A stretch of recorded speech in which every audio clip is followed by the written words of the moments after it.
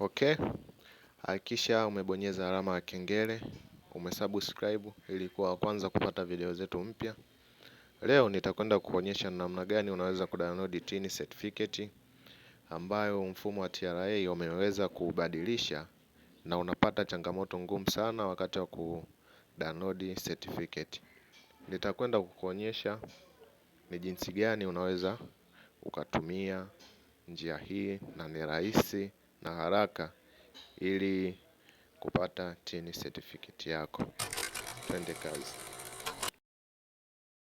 Fuatisha hii video, hakikisha umeweka high resolution kwenye simu yako ili kuweza kuona maneno kwa usahihi, ili uweze kupata maelekezo jinsi gani unaweza kupata hiyo TIN certificate. Nimekurahisishia sana, ndio maana nikakuletea hii video.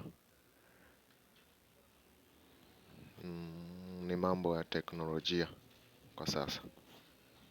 Utapata certificate yako kama hivyo hapo.